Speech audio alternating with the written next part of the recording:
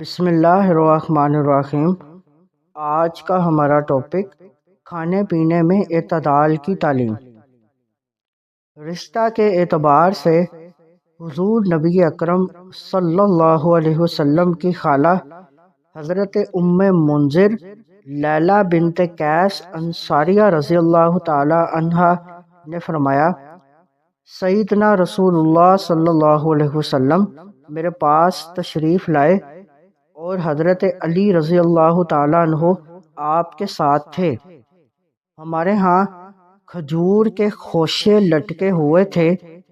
رسول اکرم صلی اللہ علیہ وسلم تناول فرمانے لگے، حضرت علی بھی آپ کے ساتھ کھانے لگے تو آپ صلی اللہ علیہ وسلم نے ان سے فرمایا، اے علی رک جاؤ، ابھی تم مکمل صحت یاب نہیں ہوئے۔ حضرت علی بیٹھ گئے جبکہ رسول اللہ صلی اللہ علیہ وسلم تناول فرما رہے تھے۔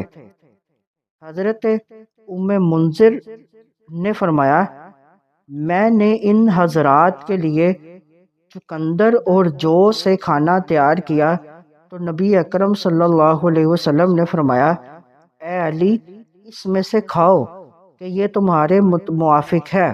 اس حدیث مبارک میں متعدد امور سکھائے گئے۔ نمبر 1، مریض ایسے ہی بیماری سے افاقہ پانے والے کو نقصان دہ چیزیں کھانے پینے سے پرہیز کرنا چاہیے۔ نمبر 2، ایسے افراد کو اپنے مزاج کے موافق فائدہ مند اشیاء استعمال کرنی چاہیے۔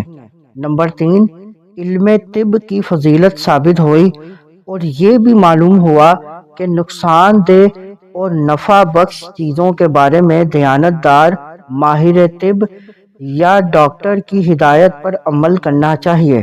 نمبر 4، یہ بھی تربیت کی گئی کہ کھانے پینے میں اعتدال کو ملحوظ رکھنا چاہیے۔ مزید معلومات کے لیے ہمارے چینل کو لائک اینڈ سبسکرائب کریں۔